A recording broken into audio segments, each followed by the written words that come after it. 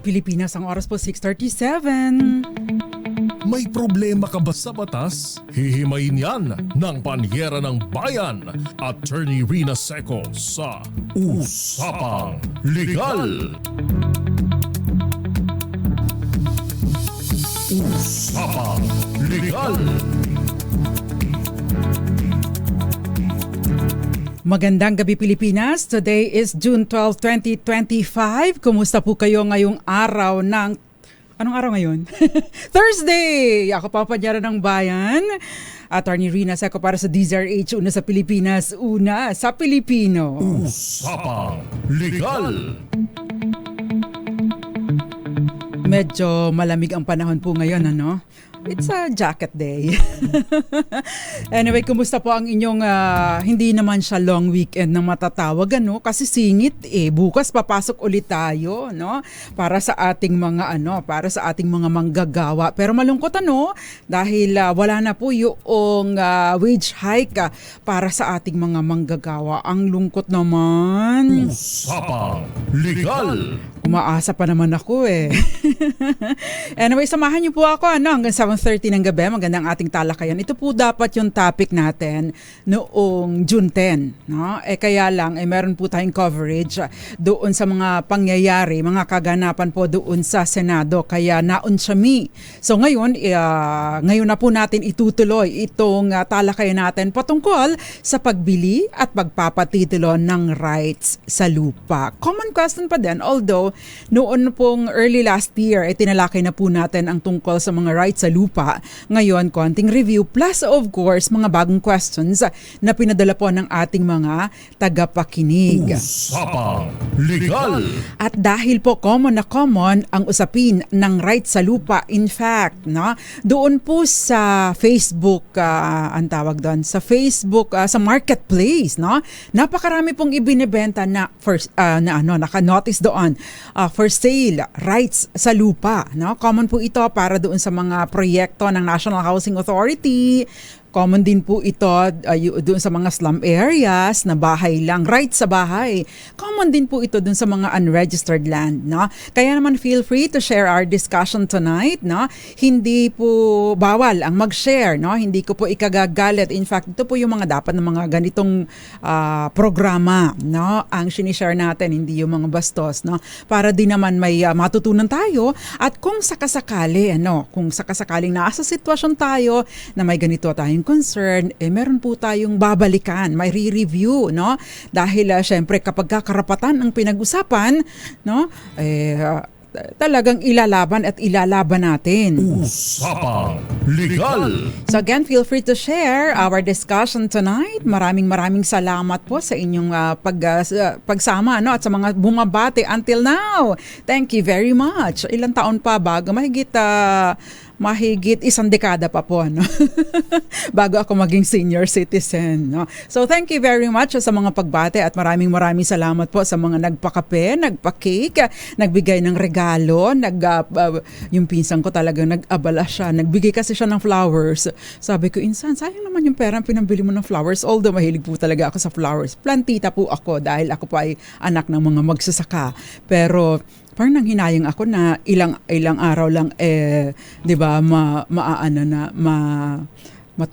matutuyo na din. Sabi ko, sana ginawa mo na lang nilagang kamote at nilagang saging. By the following day, nagdala nga ng kamote at saka saging. So thank you very much. Usapang Legal. Siyempre, si Gael Enriquez ay 2 araw magkasunod na nagpapakape. Maraming salamat po. Ayan, ang ganda ng mug ko, di ba? Galing lang po yan sa gilid-gilid. Salamat, Odette Oxales. Alam mo na yun. Okay, so pwede po kayong magpadala rin ng inyong mga questions sa 0919-282-6485 o kaya naman po ay sa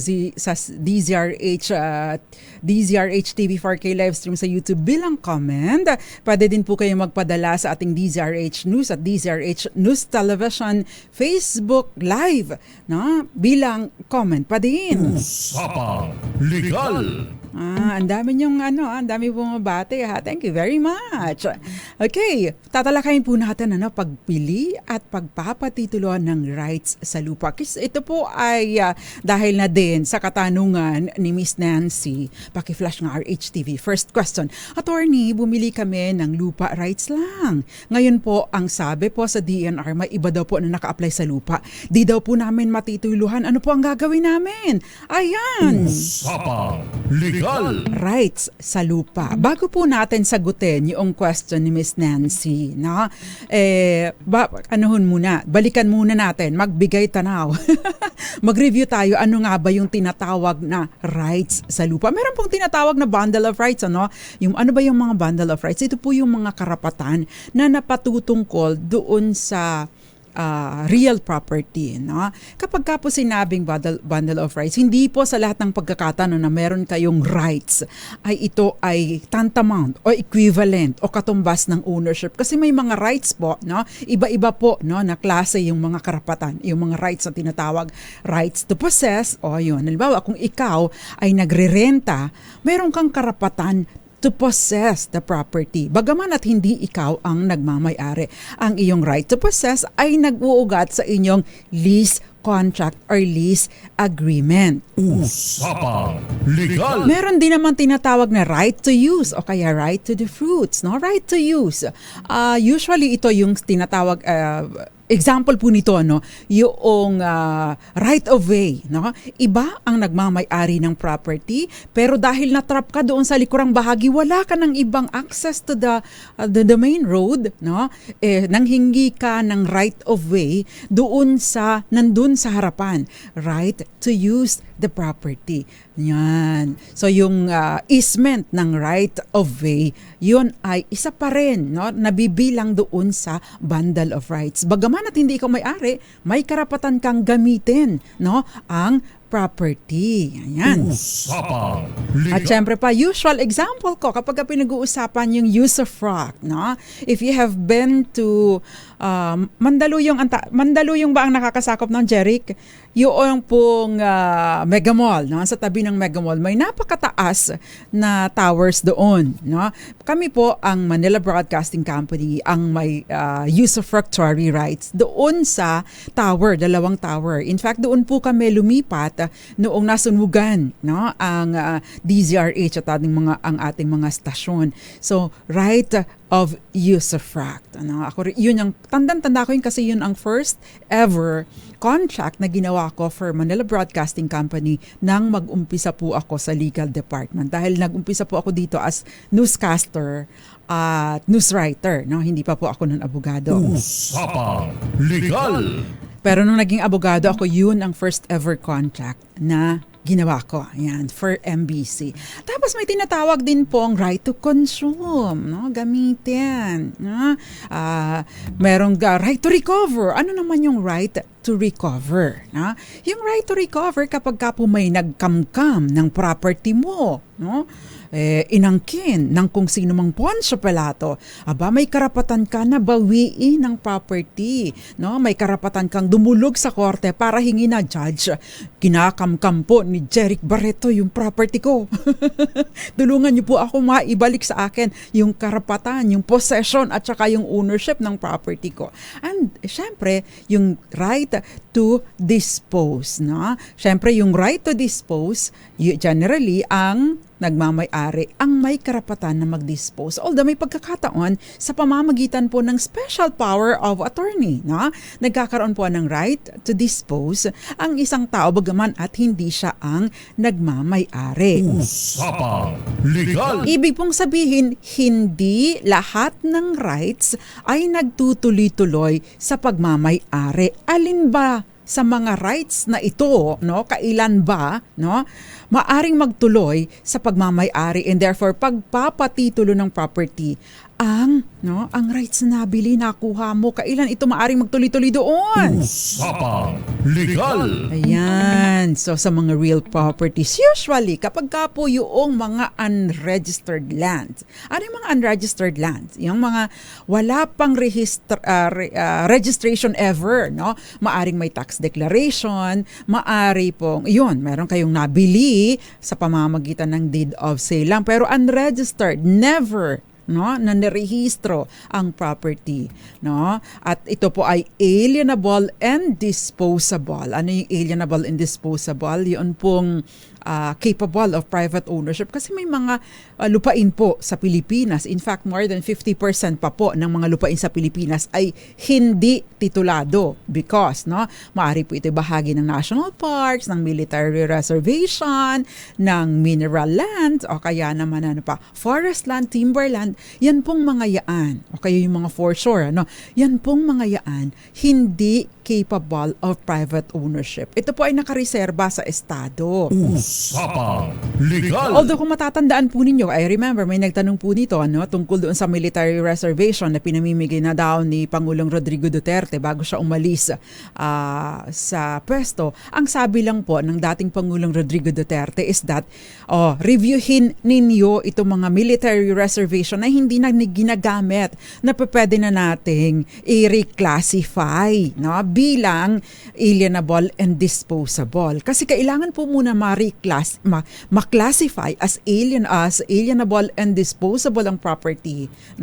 para maging capable of private ownership. Usapang Legal. Ayun. So, mamaya po ipagpapatuloy natin yung ating talakayan. Pero magandang gabi po muna sa lahat ng mga nanunood, nakikinig sa atin sa iba't ibang panig ng mundo. Si Grace Aliven, sabi niya, inaabangan ko po na wala kang mask. Belated happy birthday. Thank you very much. Magandang gabi. But although I hope na hindi kayo nanunood o nakikinig dahil lang po sa itsura ng mga tao dito because ang ating pong programa ay hindi para sa entertainment kundi para matuto.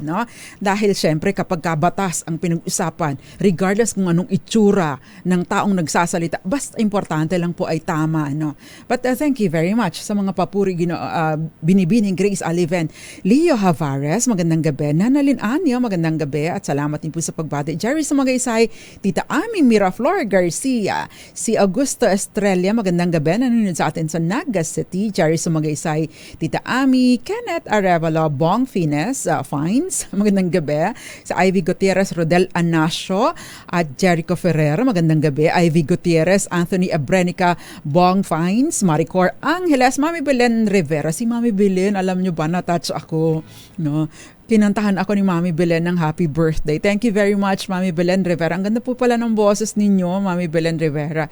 Si Mamirna de la Cruz at syempre ang ating ever loyal friend. At, hindi lang ito listener si Gael good friend na po natin ito si Gael Enriquez na laging nagpapakape. Ma'am Grace Recta, si Gloria Tieria, magandang gabi.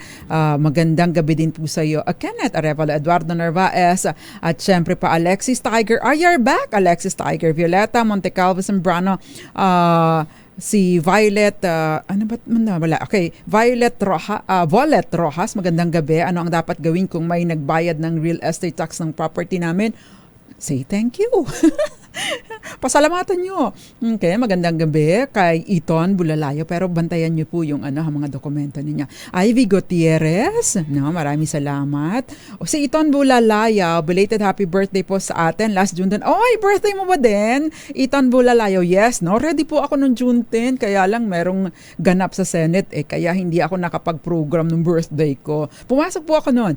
Ivy Gutierrez, si Grace Recta, magandang gabi. Si Scotch Loloy Pulgo, sabi niya mayroong audio, Attorney Ricky. Ano ba yun? Alan Evaristo, At syempre Josephine Garimbao, Irene Almodovar, Myrna de la Cruz, Jor Hulve, magandang gabi. At si Jovi Romero, Charo Abraham, Gina Esperanza at maraming iba pa. Si Melvin Letrodo nanonood sa atin, gayon din sa iyo, magandang gabi.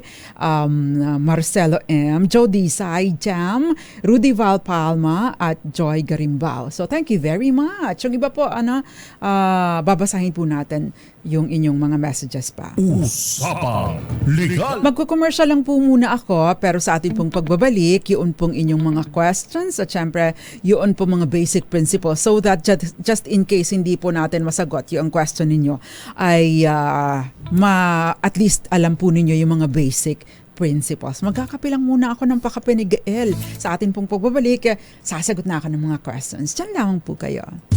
Kayo'y nakikinig sa Usapang Legal kasama si Attorney Rina Seco. Usapang Legal.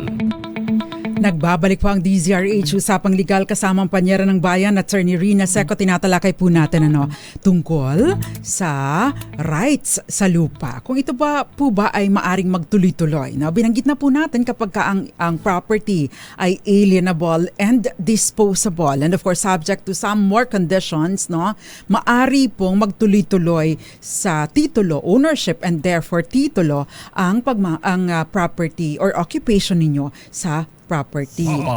Legal.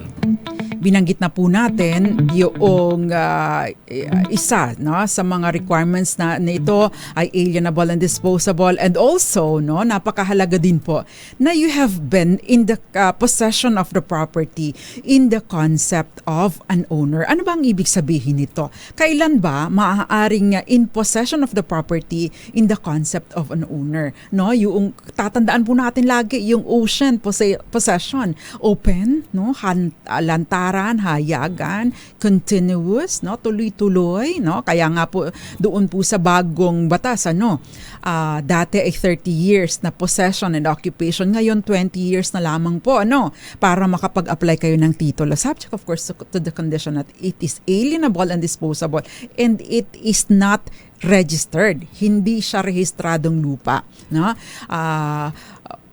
continuous exclusive, ikaw, walang ibang nagmamay-ari dito, ikaw talaga, at kung merong nagmamay-ari man, ito ay nakuha mo na sa anong pamamagitan, merong kumbaga ay meron ka lang predecessor in interest, may pinag-ugatan ang pagmamay-ari mo. Halimbawa, minana mo ang property, kanananay at tatay, si nanay at tatay, yung predecessor in interest. O kaya naman, nabili mo ito, halimbawa, nabili mo ang rights kay Jeric Barreto, so yun.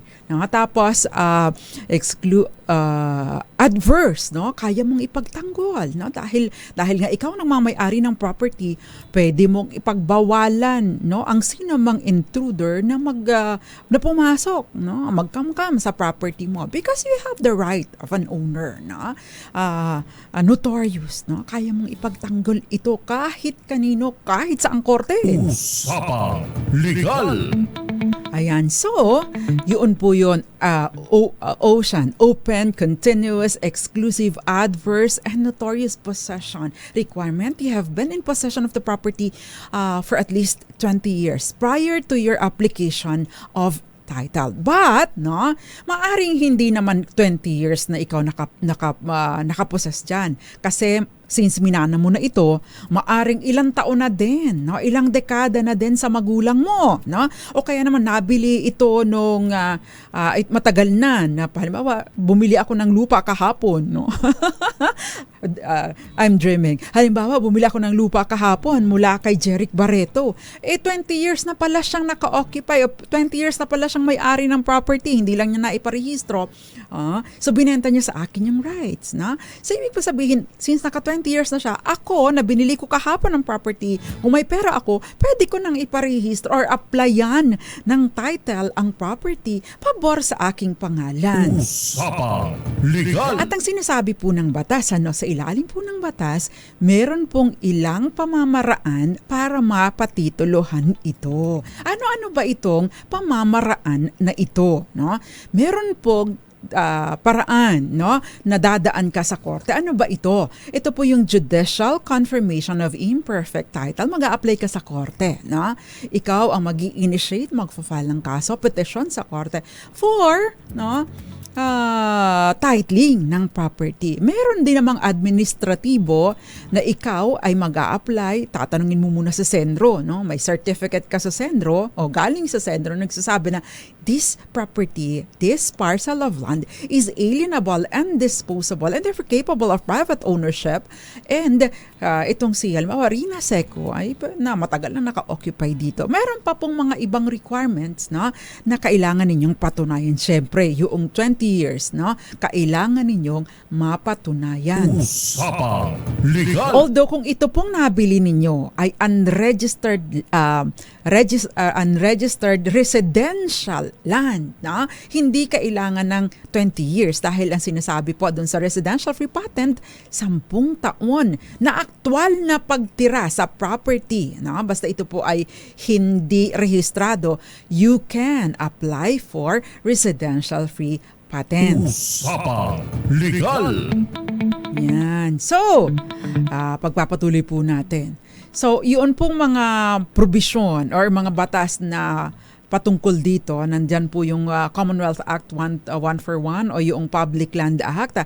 Andyan din po yung, meron din pong PD 1529 or Presidential Decree 1529, Property Registration Decree, Residential Free Patent, ito po yung 10023. Meron din pong RA 11573, yung Agricultural Free Patent. Meron din pong, ano pa ba? Yes, basically that's it. No? So, yung mga batas po na yun ang involved. No?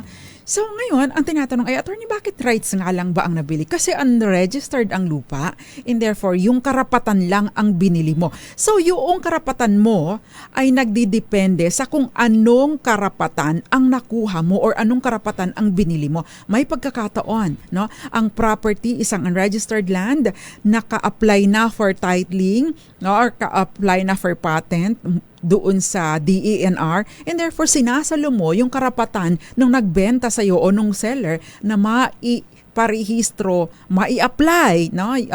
Naka-apply na. So, ma-issuehan ng title pabor sa iyo. So, you have to coordinate with the DNR para hindi na doon sa pangalan noong seller, kundi pangalan mo na. So, ikaw ay hahalili sa kanyang application, no? At para ikaw sa iyo ma-award yung free patent. Usapang Legal. Yun. So, napakahalaga, no, na alienable and disposable, no? Tingnan din po ninyo kung rights lang, tingnan po ninyo especially kung lupa, no. Bibili kayo ng lupa sa, say for example, sa Anilao, Batangas. Ang dami kasi nakalagay doon sa nakalagay doon sa tawag doon sa marketplace, no. Ay, beachfront property, no. Bibili ay asang-asa ka, no. Binili mo lahat. Ay, attorney, no. 1 hectare. Aba, yung swerte. Pero titingnan po ninyo, baka isinali pa din yung shore, no? Yung tabing dagat. Hindi po dapat sinasali yon. Bakit?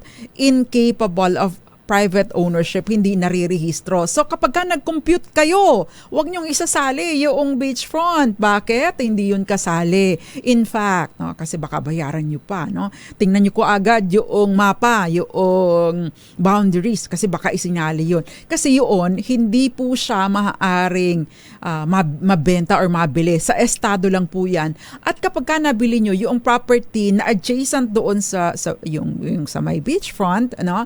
Ito po ay ifo-force list nyo pa sa gobyerno. Baka kaya unfair kung halimbawa ang promise sa'yo, ganyan nakikita sa marketplace ang promise sa'yo, ang lapad, ang laki ng ng shoreline. Hindi yun kasali, wag mong babayaran, lugi ka doon. Usapang Legal. Ayan, si Steve Tanod-Tanod, magandang gabi po, Attorney Rina. Thank you so much for sharing your legal advice. Nakatulong po ito ng malaki. Take care always. Thank you very much. Cherry Tarayo, magandang gabi sa'yo, I'm glad to see your name again. Jessie Angeles, belated happy birthday daw. Thank you. Joby Barbecho. Ay, namiss kita, Joby. Angelina Palekbar, Marites Liado, Alexis Tiger, si Gael, thank you. Rogelio Bruno, si Zach Seda, si Kenneth Arevalo, si Archie Valencia, nanonood sa atin dyan sa Zamboanga City. Chris De Solo, magandang gabi. Dante Reyes, Ligaya Supan, Jun Di Makutak, magandang gabi sa iyo. Charo Abraham at Leo Havares. Thank you very much. Usapang Legal. By the way, bago po ako magpatulong, no, kasi may mga comment po doon, although natanggal ko na. Delete ko na. Meron po kasing kumaangkin na asawa daw niya ako. Huwag po kayo maniniwala doon, ha? Ano ba yan? Fake news. Huwag po kayo maniniwala doon. Hindi ko po yun asawa. Ayan. Ako po ay walang asawa. Huwag po kayo maniniwala sa fake news. May nakalagay kasi doon, nakapag-post lang ako ng picture dahil nagpasalamat ako birthday ko. May umaangkin na kagad sa akin. Wala po ganon. I am incapable of private ownership. Para rin po akong hindi alienable and disposable. Usapang Legal. Napatanong sa akin si Ma'am Charo Abraham Ay, fake news po yun, no? Nakalagay doon, ano ba yun? Ang aangkin ng asawa, hindi po ako po ay walang asawa at wala din po akong anak. So wag po ninyo, marami po akong pamangkin.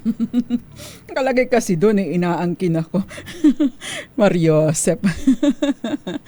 Anyway, magpatuloy po natin, no? Kagaya po ako ng lupa na inalienable and indisposable.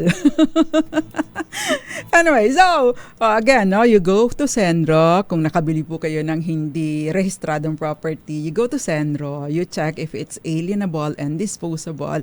And so, yun ang unang titingnan po ninyo. By the way, pagka bibili kayo, yun ang unang tingnan ninyo. Usapang Legal. Kasi alam nyo po, no, titingnan din po ninyo yung tax declaration. At least yung seller, dapat meron po siyang tax declaration na nakapangalan sa kanya. Why? Kasi, yun po, di ba? At saka siya rin ang nakatira o nag-o-occupy sa property. Why? Kasi, kapag ka po ang occupant ay siya ay may tax declaration at siya rin ang occupant ng property, chances are siya nga po ang may-ari and therefore may karapatan siya na ibenta ang property. Kasi itong mga properties po ng mga unregistered, prone po ito sa double sale, triple sale, quadruple sale. Kaya dapat nagpapakaingat po tayo. Usapang Legal. Peter Lynn Sanchez, thank you very much. Si Bobby Arimado, okay, makinig pa ano daw patitulan. Ito na nga po, dinidiscuss na po natin yung right sa lote. Kung ang binili po ninyo ay rights of ownership, then you can register. Punta po kayo sa Senro. Kailangan nyo ng certification. Kailangan din po ninyong ma-establish yung, depende po kung anong klase ng property. If it is residential, ma-establish 10 years na kayo dyan. Siyempre, kukuha po kayo ng certification, no, affidavit, no, doon sa inyong kapitan, no? Kaya dapat kaibigan natin si kapitan. Why? Kasi siya ang mag-i-issue sa atin, no? Ito si Rina Seco, diyan na siya nakatira ng ilang taon, ilang dekada at walang patlang ang pagtira niya sa lugar na yan. In fact, siya nang napagawa ng bahay na yan. Usapang Legal. Kung ito naman ay agricultural, nag-introduce na kayo ng mga improvements, like nagtanim na kayo diyan ng mga crops o nagtanim na kayo ng nyog. Oh, 'di ba? Maganda magtanim tayo ng bamboo, 'di ba? Mahal ang bamboo ngayon eh. Yan. So, 'yun, napakahalaga din po noon. At syempre pa na-survey ang lupa. May pagkakataon naman pa sa ilalim po kasi ng batas yung agricultural free patent, no? Ang gobyerno na po, no, ang DENR na po ang nag-i-initiate ng ang sumasagot sa survey ng property para yung mga sepia copy ng ating map, no, ng boundaries ng lupa. Sila na din ang sasagot, walang mura lang ang babayaran, 150, 300 ganon, no. Kaya lang syempre pipila po kayo. So yun po yung disadvantage. Pat libre na po ito. Basta siguraduhin nyo lang na kayo ang applicant at malinaw, no, yung mga dokumento ninyo, di wala po kayong problema. Usapang Legal. Sabi ni Kenneth Arevalo Agarwood. Hindi ko alam kung ano yung Agarwood. Magandang gabi sa iyo, Jerome Lorenzo. Magandang gabi sa iyo, sino pa ba? Enrique Alcantara. Attorney Rina, paano po kung 10 years na kaso ng ownership ng property po saan po ako magrereklamo? Ano pong ibig sabihin? Ba't po ninyo irereklamo? Okay. Kung kailangan din po ninyo syempre yun pong document na naglilipat sa inyo ng property. Syempre hindi naman kayo umusbong na lang dyan na parang kabuti meron pa nag-ugatan yung inyong pagmamay-ari. Halimbawa ito ay minana ninyo sa magulang nyo, yung settlement of estate. O kaya naman ito ay binigay sa inyo regalo, yung deed of donation notarized. No? Halimbawa naman po ito ay binili nyo yung deed of sale. No? Halimbawa o kaya naman ay deed of transfer of right. No? So yung mga yun po ang connecting document. Anong ibig sabihin nito? No? Ito ang patunay na nakuha nga ninyo ang karapatan doon sa property and therefore kayo ay mag-a-apply na. Usapang Legal. Ayan. So, dakuan po natin yung next question. Yan. Magandang araw po. Itatanong ko lang kung pwede po ba matituluhan ang kapirasong lupang nabili lamang sa rights, may deed of assignment of rights ang nakalagay sa papeles na pinirmahan. Ang lupa po ay nasa isang titulo at nahahati sa 4 na nagmamana. May mga nakatayong bahay na nasa isang parte. Ang isang parte po na nakabakante, yung nabili namin, ang rights. Maari po ba na magkatitulo ang ganitong klase ng lupa? Paano po ang ipoproseso? Usapang Legal. So hindi naman ito unregistered. Ito ay registered. In fact, titled na. So yung deed of assignment of rights, no, kasi naka-mother title, no, I hope ng ating texter or ating letter sender ay ito po ay ang tawag doon, settled na ang estate, no, kasi palagay ko ito'y mana or co-owned, no, ng mga tagapagmana. So ibig sabihin, ikaw, no, dahil 4 ang nagmamay-ari ng property na ito o kung ilan man ang nagmamay-ari, ikaw ay humalili doon sa isang co-owner at ikaw ngayon ang may karapatan, nagkaroon ka ng karapatan na nag-uugat doon sa nagbenta sa iyo. And usually, deed of assignment of rights, right of co-ownership. May karapatan ka na i-demand ang partition ng property. Anong unang gagawin mo? Siyempre, kailangan mo po na ipa-survey ang property kung hindi pa ito nasa-survey para magkaroon ng tipak-tipak, mahati-hati according to the portion sukat na portion ng nabili ninyo. Usapang Kapag po ganito, no, pwede po kayo magpetisyon, hindi na po sa korte, no, sa ano na po ito, Register of Deeds for partition at matituluhan or maihiwalay, no? Maihiwalay yung portion na napunta sa inyo. May mga pagkakataon na halimbawa naka-mother title, say 1,000 square meters, no? 250 square meters yung nabili po ninyo. Ang mangyayari diyan, i-annotate yung 250 square meters na nabili ninyo at pagkatapos i-issue kayo ng separate title doon sa 250 square meters. May pagkakataon, magdadalawa ang titulo. Separate or iba doon sa 3, doon sa 3/4, tapos isang title doon sa 1/4 na nabili ninyo. So, ganun po ang maaring mangyari doon. Siyempre, subject po ito doon sa una, settlement, kung nasettle ng estate. Pangalawa, nabayaran yung estate tax. Pangalawa, yung capital gains tax. And syempre, yung iba pang mga bayarin. Kasama ang documentary stamp tax, kasama na yung transfer fees, real property tax, kung meron pang unpaid property taxes. Usapang Legal. Okay, next question please. Naantay natin, RHTV. Yan. Marami po kasi akong mga na-screenshot. Attorney, good day. Ang lupa namin ay na-donate po siguro ito namin sa gobyerno para road right of way. Mababayaran o hindi, attorney? Okay. Yun pong dinonate na ninyo, no? Kung na-donate na ninyo, syempre, donate, regalo ninyo sa gobyerno. Sana hindi kayo nag-execute ng deed of donation. Kasi kung ito po ay nag-execute kayo, pumirma kayo ng deed of donation, ay wala pong bayad para sa inyo. Ang mangyayari lang doon, wala na rin kayong take note, kapag ka po kayo nag-donate ng property, kayo pa rin ang magbabayad ng donor's tax na 6%.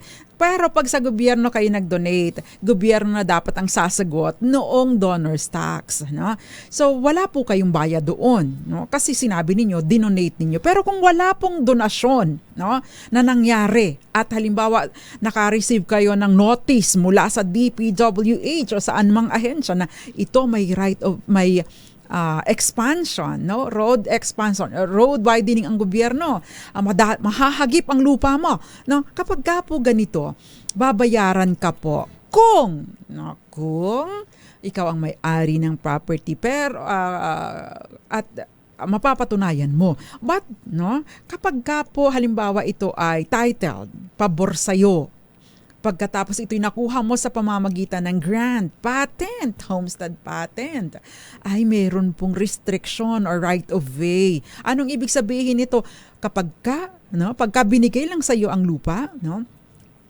Mula sa gobyerno, kapag kinuha ito at kinailangan ng gobyerno for public use, kukunin ito ng libre ng gobyerno. Ang babayaran lang sa iyo yung mga inintroduce mong improvements, bahay, o kaya yung sobra. Kasi 60 meters wide no?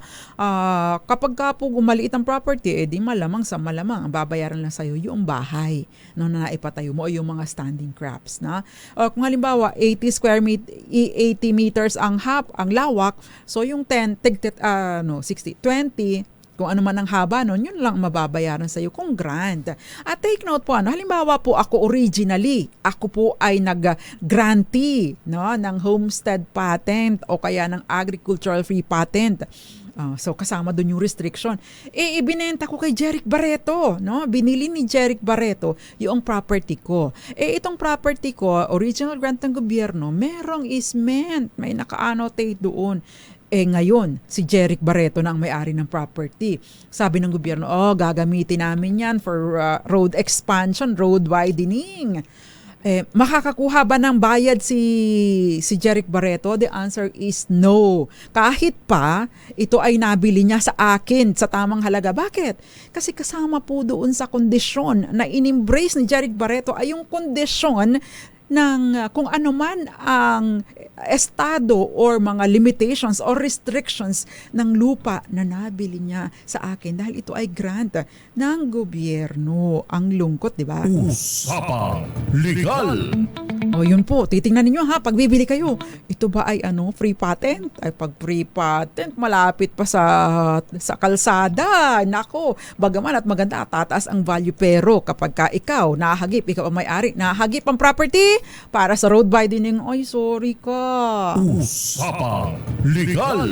Isa pa pong question muna bago tayo mag-pause for commercial. Pagbigyan mo na ako, birthday ko Next question please. Attorney, paano mapatitulan ang nabiling rights na may tax declaration at deed of sale na binigay na si seller? Yan na nga po yun. Mag-a-apply kayo. Either you go to court or you go to DENR. May list of requirements na ibibigay po ang DENR sa iyo. Para saan? Para ma-comply mo at mag-apply ka na for ito ba ay agricultural free patent, agricultural land or residential. Kapag po gano'n, yun lang kailangan ninyo. And syempre, mga patunay that you have been in possession of the property for X number of years. If it's agricultural land, 20 years. If it is residential land, 10 years. And syempre, kailangan po ninyo ng patunay na nagbabayad ng amilyar. Usapang Legal. Marami pa pong mga questions sasagutin po na. Tristan Wyatt Kulay, Jem Jerome, Elmer Bendol, Kenneth Arevalo, Alexis Tiger, si Enrique Alcantara at maraming iba pa. Thank you very much for watching.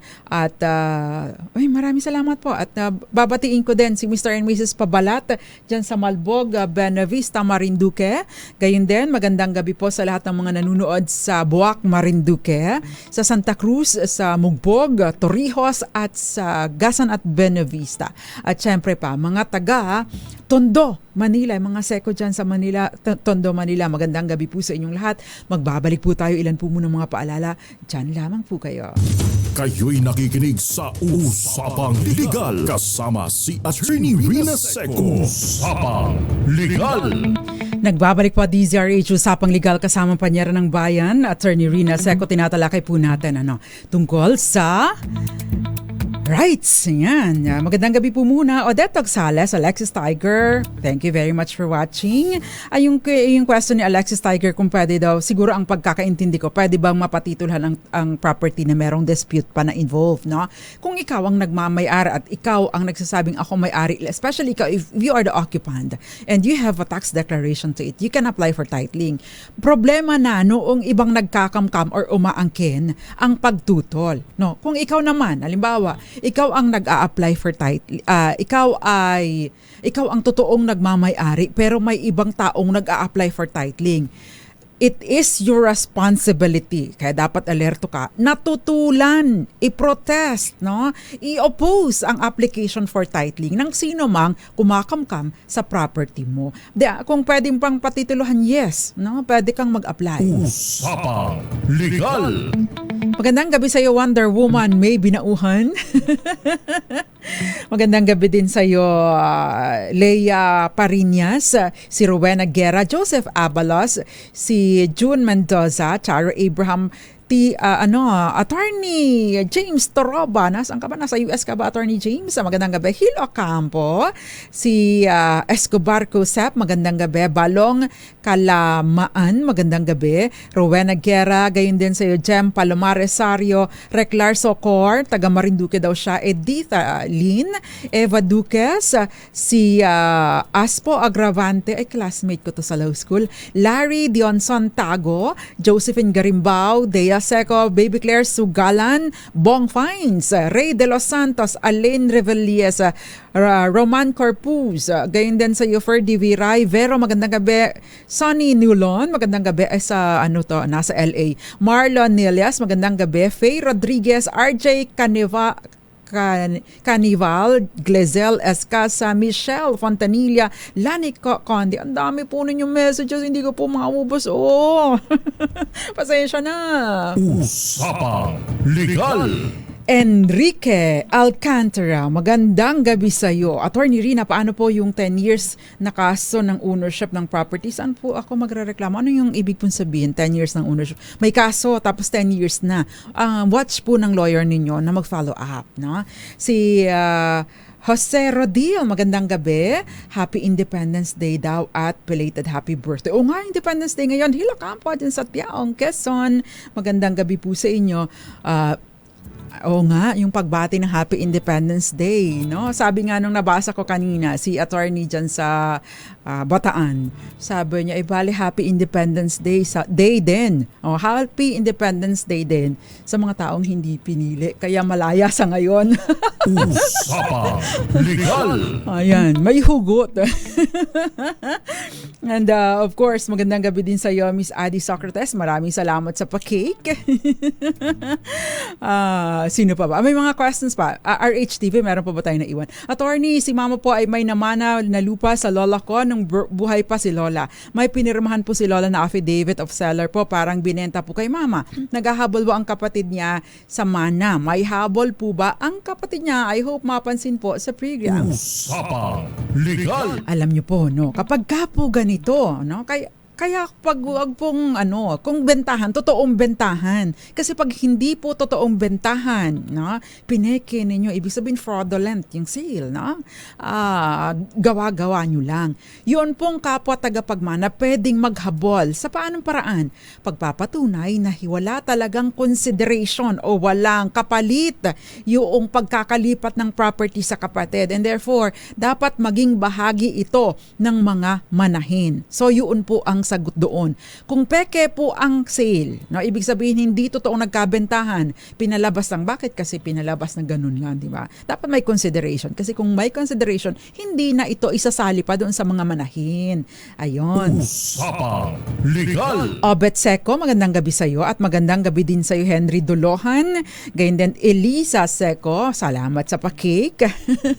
Elisa Seco, gayon din sa iyo, Santi, kay April, kay Cheese at saka kay Chonalyn Seco, kay Ding at Obet at buong pamilya. Thank you very much. Usapang Legal. May question pa ba, RHTV? Parang, ito, good day po, attorney. Paano po bahatian ng lupa sa tatlong anak? 6,000 square meters po, agricultural land po. Kung magpagawa po ng EJS, thank you. EJS, ang tatlong anak, pwede ba sumali ang ama kahit may bago na siyang kinakasama? No?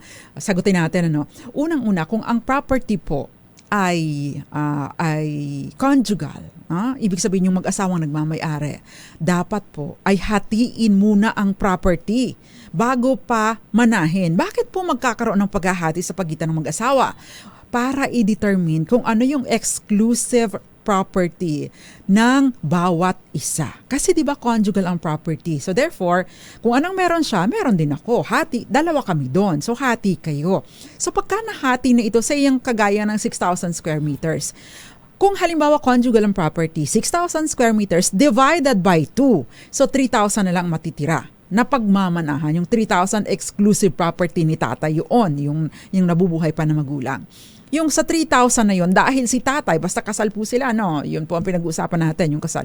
Kung dahil buhay pa si tatay at dahil si tatay ay compulsory heir din ni nanay, na ibig sabihin, yung 3,000 na naiiwan, paghahatian, say tatlo kayong magkakapatid, paghahatian ninyong 4. Hindi yun unfair because si tatay ay may-ari din ng property. So tama po na makihati si tatay. Dahil sinasabi mo, ay may kinakasama na si tatay. Hindi siya nawalan ng karapatan na maging tagapagmana ni nanay just because meron na siyang ibang kinakasama. Maliban na lamang kung meron si nanay iniwan na will at dinidisinherit niya si tatay dahil si tatay pala ay ng babae, no? Dahil yung marital infidelity at kung ano-ano pa, ay pwede po yun. Usapang Legal. Restituto Garcia, magandang gabi sa iyo dyan sa Milano, Italy. Magandang gabi. Anong pag-asa sinasabi mo? Habang buhay po mayroong pag-asa. Magandang gabi po sa inyo. Ito pa.